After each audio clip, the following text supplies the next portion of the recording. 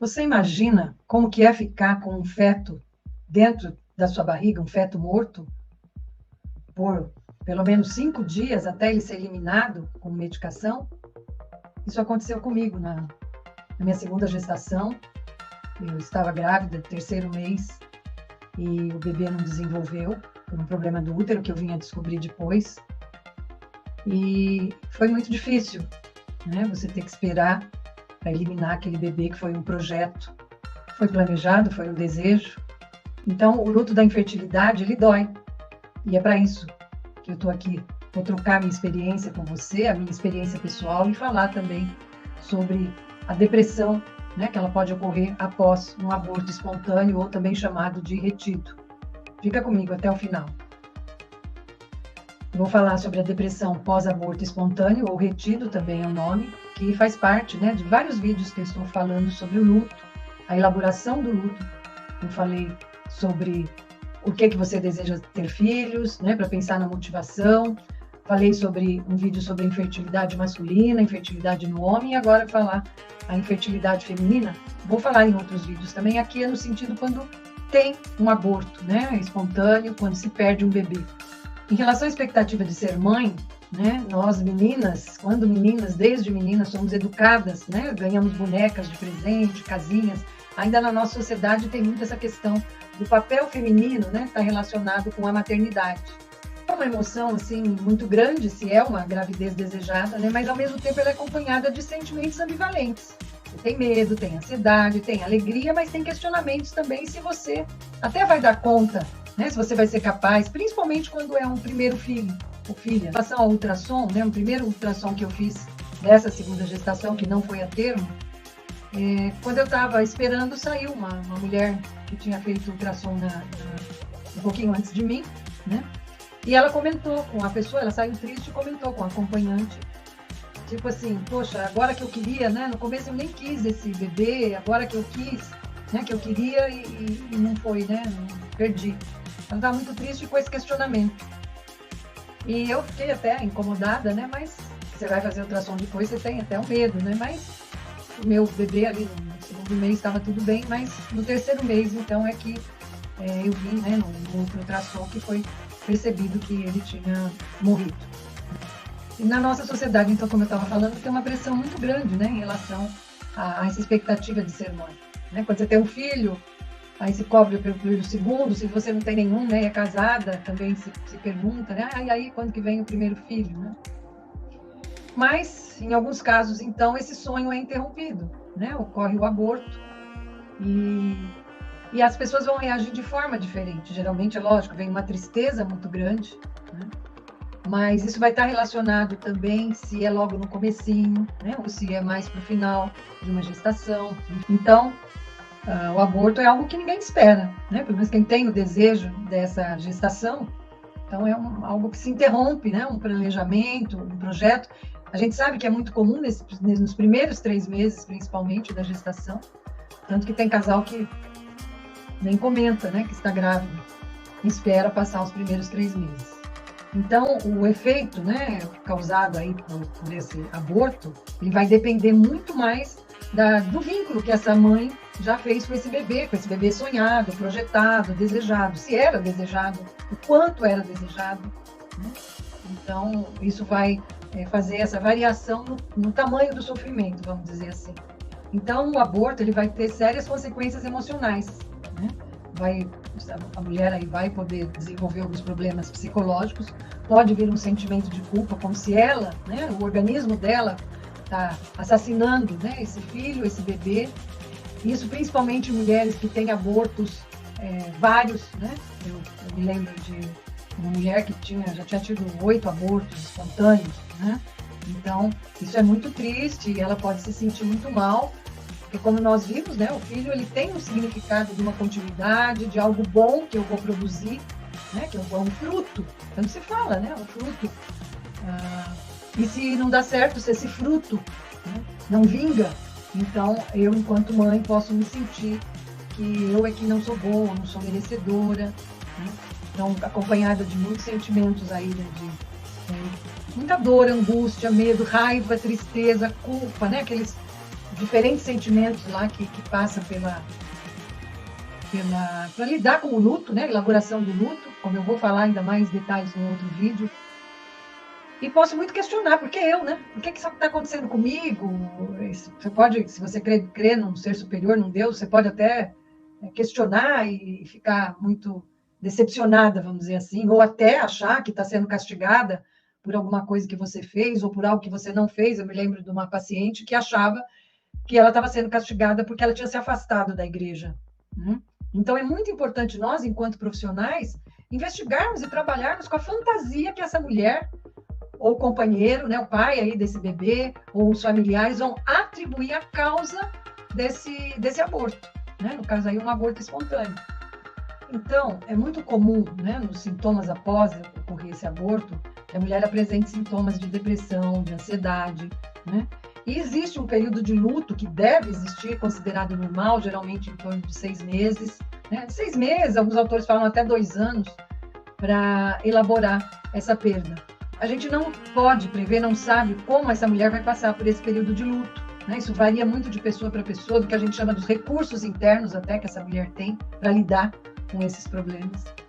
E é muito importante que ela busque uma ajuda psicológica. Existem grupos até de apoio, né? Até a nível da internet, de mães que perderam os filhos, né? Sejam de diferentes idades, mas existe, né? Ou procurar um profissional presencialmente ou online, mas o atendimento psicológico ajuda muito para passar por essa fase.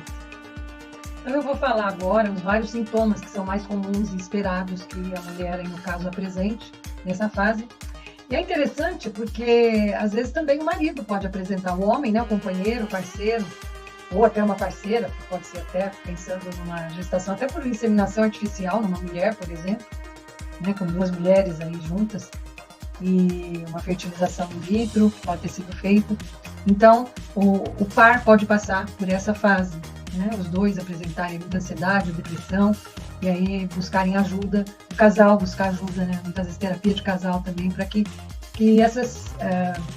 esses problemas, né, essas dificuldades, por exemplo, em engravidar, fortaleça e aproxima o casal e não separe, né, leve a separação. Até porque nós estamos falando aqui, né, estou falando dessa questão da elaboração desse luto, da infertilidade para casais, pessoas que depois vão buscar a adoção, né, estou falando do antes. Você que está até aqui, né, aproveite, se inscreva no canal, dê um like aí, compartilhe, porque é um tema bastante importante para divulgar para as pessoas, para elaborarem, né, a fertilidade. Isso vai ajudar muito no processo de adoção, né, quando ocorrer. Então, vou passar agora a falar sobre os sintomas mais comuns aí após um aborto, né, espontâneo ou retido. Existem, que é esperado, muito comum, são mudanças a nível do comportamento, com momentos de muito choro, pode querer se manter isolada, né, ou uma agitação, uma inquietação, uma agitação psicomotora, um cansaço excessivo, né, um desânimo, nós vamos ver até uma apatia, porque até se a minha mente, né, estou pensando muito, estou com muita tristeza, eu senti, então, esse cansaço, né, excessivo. Mudanças aí a nível, então, da emoção, né, que manifestações que eu posso ter em relação das minhas emoções. Então, me sentir desamparada, né, isso vai ter a ver também com a rede de apoio que eu tenho, né, se vão me fazer me sentir muito mais sozinha, né, sentir desesperada, achar que não tem mais jeito, né, aquele pensamento lá junto com a culpa, né, de que eu é que sou culpada, eu é que não faço nada de bom, não produzo nada de bom, né, muita irritabilidade, nervosismo, solidão, né, ansiedade, tristeza, essa apatia, esse desânimo. Então, é muito importante a presença da rede de apoio para ajudar essa mulher não cair numa depressão patológica, tá? Porque uma tristeza, ela é normal, ela é até saudável, né? A gente precisa, vai ter um momento, vamos dizer assim, de recolhimento, de isolamento, para você recuperar a sua força, né? Vamos dizer assim, a nível de recursos emocionais, para depois, aos poucos, retomar a vida, tá? Fazer planos, né, de novas tentativas, aí, ou, como muitas mulheres fazem, de fertilização in vitro, continuar, ou partir para adoção. Mas tem que ter esse período que é normal, de encolhimento, né, como que um isolamento, recolhimento, o termo correto, um recolhimento em si mesma, poucas pessoas, né? Até como uma forma de ir elaborando mesmo, e aceitando, né? Chegando à aceitação dessa situação, se reorganizar emocionalmente para continuar em frente.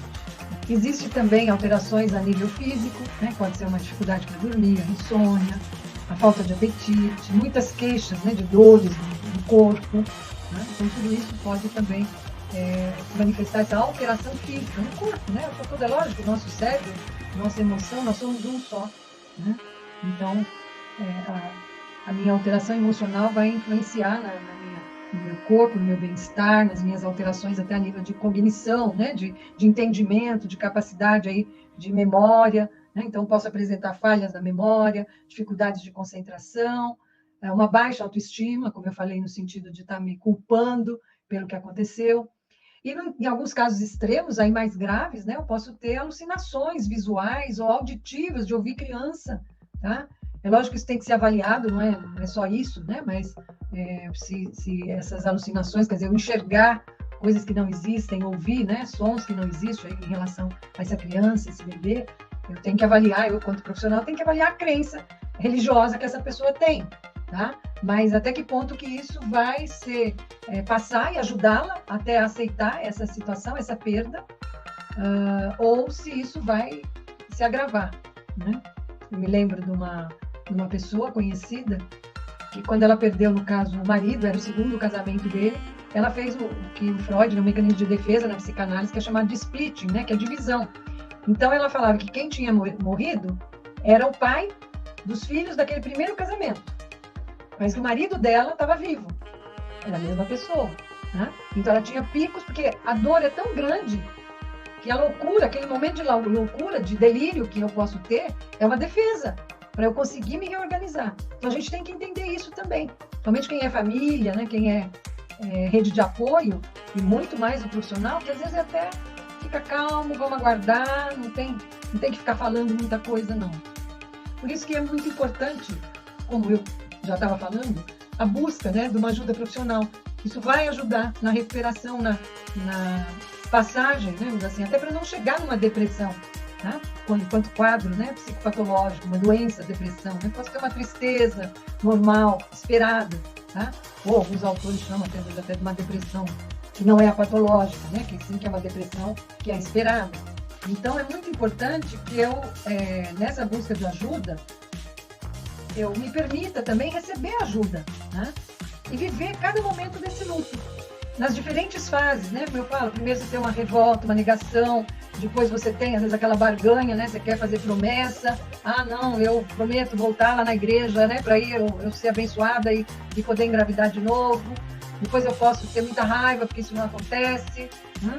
E aí até eu tenho, então, uma depressão normal para ir para a fase de aceitação. Só que as pessoas passam por essas diferentes fases de diferentes formas, né? Às vezes vou para uma, volto, né? Estou lá quase na aceitação, volto para a raiva, vou para a barganha. Isso nós vamos ver melhor no outro vídeo. E evite dizer frases do tipo assim, isso vai passar, vai melhor assim, logo você engravida. Não é isso, naquele momento não existe outra possibilidade para essa mãe, para essa mulher. É aquele bebê que ela está sentindo que ela está triste. Deixa ela sentir tristeza, permita.